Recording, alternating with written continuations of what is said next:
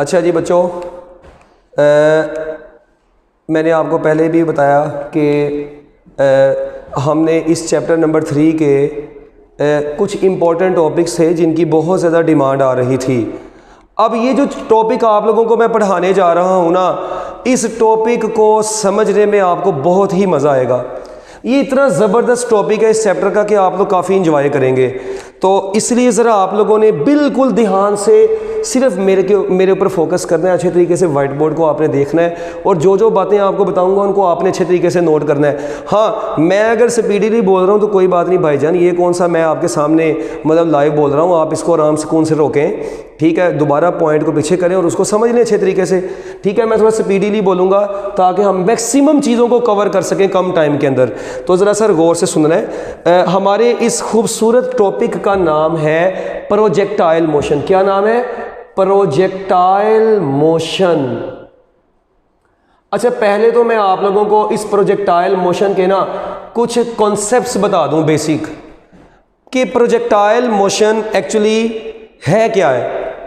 आप लोगों ने पढ़ा होगा वन डायमेंशनल मोशन, जब कोई बॉडी एक ही डायमेंशन के लॉन्ग जा रही हो, वन डायमेंशनल मोशन है। One dimensional motion is not projectile motion.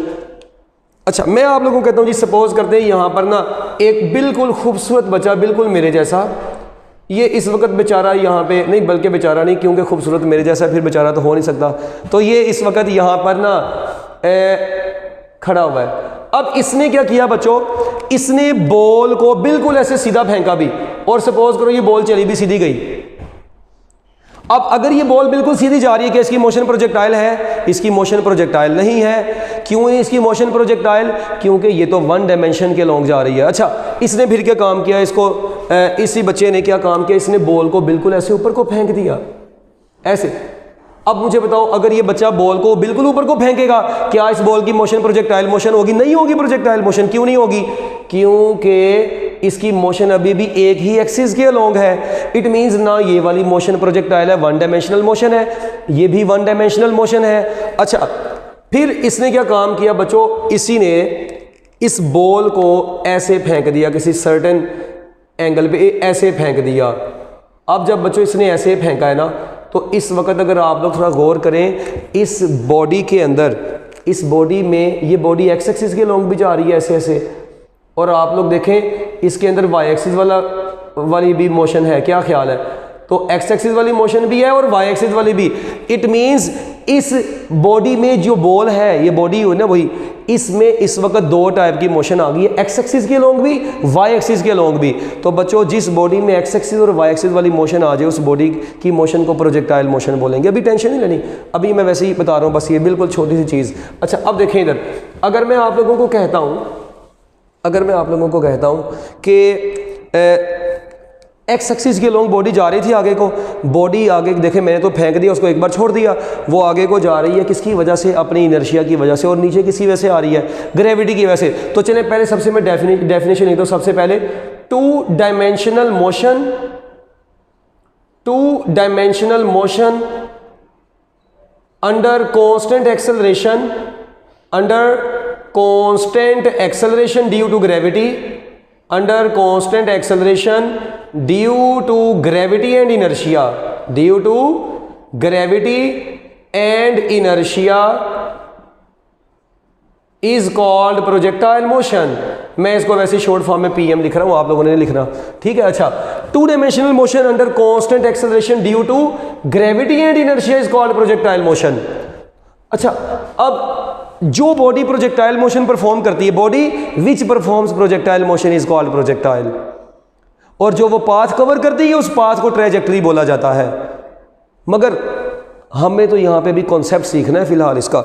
Sir ये देखें, मैं आप लोगों को कहता हूँ ये बॉडी इस वक्त एक वाई एक्सिस के ऊपर इस पॉइंट ए पर है। मैंने इसको इनिशियली ऐसे फेंका, मैंने इसको इनिशियली हॉरिजॉन्टल फेंका है, मगर आपको पता है जैसे ये मेरे हाथ से बाहर निकलेगी तो अपनी इनर्शिया की वजह से आगे आगे जाएगी और ग्रेविटी की वजह से नीचे को आएगी। अच्छा, अब हुआ ये कि ये बॉडी बच्चों यहाँ से निकल के ना इस वक्त इस पॉइंट बी तक पहुँच गई है।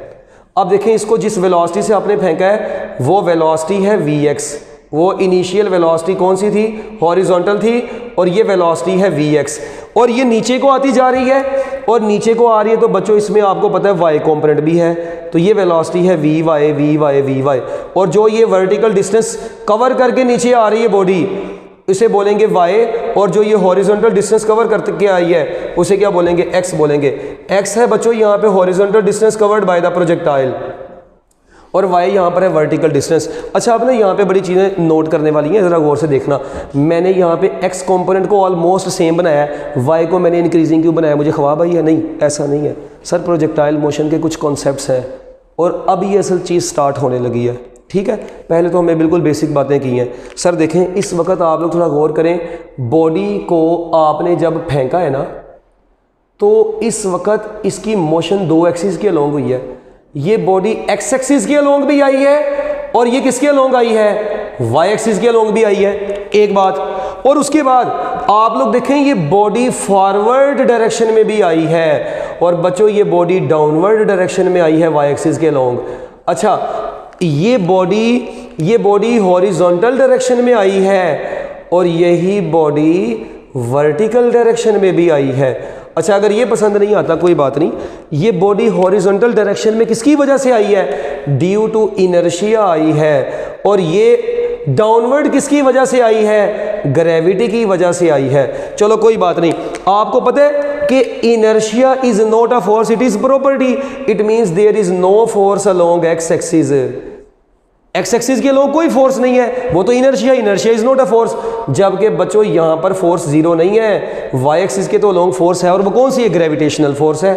वो कौन सी है, ऊपर लिख दिया, ये ग्रेविटी है तो ग्रेविटेशनल फोर्स है। अच्छा, जब फोर्स जीरो होगी तो सर जी वहाँ पे एक्सेलरेशन भी क्या होगा, जीरो होगा, और जब फोर्स ग्रेविटेशनल होगी तो वाई एक्सिस के अलोंग जो एक्सेलरेशन होगा वो भी कौन सा होगा, ग्रेविटेशनल एक्सेलरेशन होगा। और आपको पता है जब एक्सेलरेशन जीरो होता है ना, जब एक्सेलरेशन क्या होता है, जीरो होता है, तो सर जी वेलोसिटी कांस्टेंट होती है। इट मींस vx क्या बनेगा, कांस्टेंट बनेगा, और क्योंकि A Y gravitational, it means acceleration तो है ना, तो वेलोसिटी में तो चेंज आ रहा है, इट मींस वी वाई क्या होगा, वी वाई चेंज होगा, तो वेलोसिटी इसमें एक्सेलरेशन आएगा। तो सर ज़रा गौर कीजिएगा, मैंने एम शुगल में नहीं बनाई थी, देखें इसका मतलब पूरी प्रोजेक्टाइल मोशन में हॉरिजॉन्टल कंपोनेंट क्या रहता है, कांस्टेंट रहता है, वर्टिकल कंपोनेंट क्या होता है, चेंज होता है। अब यहाँ पे सोचने वाली क्या बात है, चेंज तो होता है, इंक्रीज करता है या डिक्रीज।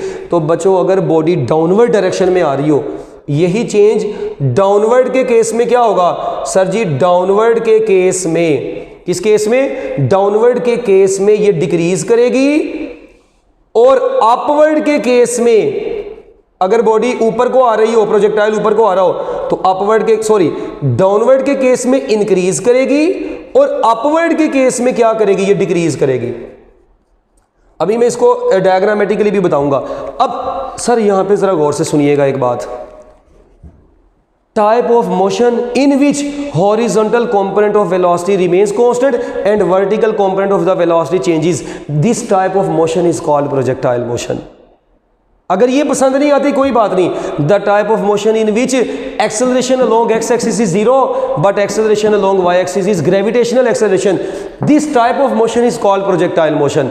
अगर ये भी पसंद नहीं आती कोई बात नहीं, the type of motion in which there is no force along X axis and there is only one force along Y axis which is gravitational force, this type of motion is called projectile motion. जाओ, अगर ये भी पसंद नहीं आती, the type of motion which is due to inertia and gravity is called projectile motion. Motion of a body in horizontal as well as vertical direction is called projectile motion. Forward plus downward motion of a body is called projectile motion.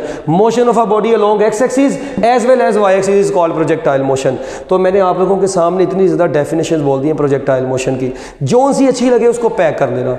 अब थोड़ी सी बात मैं मजीद आगे चलाता हूँ। अब बच्चे कहते हैं सर ये हॉरिजॉन्टल डिस्टेंस तो आया, इसका फार्मूला क्या है, ये वर्टिकल डिस्टेंस तो आया, इसका फार्मूला क्या है। तो सर इसका फार्मूला ज़रा सुने, horizontal distance covered by the projectile कैसे निकालते हैं।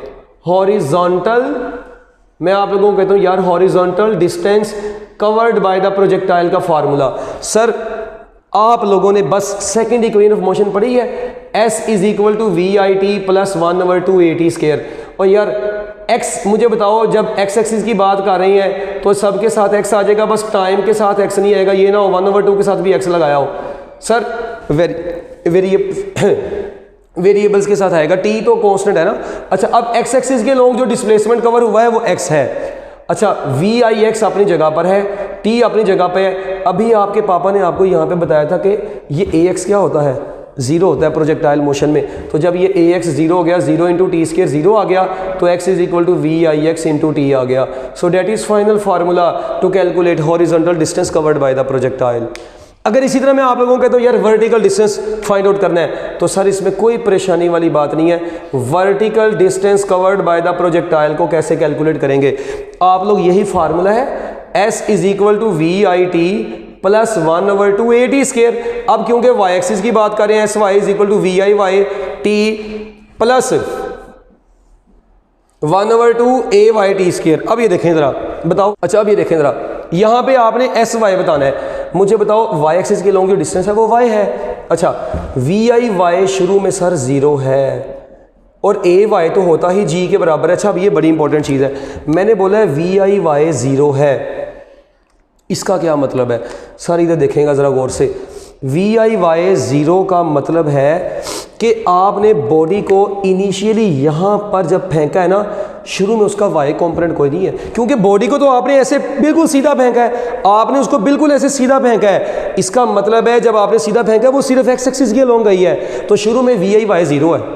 तो जब यहाँ पे वी आई वाई जीरो होगा तो मुझे बताओ बच्चों, y इज इक्वल टू कितना बचेगा, 1/2 जी टी स्केयर बचेगा। So that is final formula to calculate vertical distance covered by the projectile, that is formula to calculate horizontal distance covered by the projectile. So these two formulas are very important और ये हमारे numericals में use भी होते हैं। ठीक हो गया।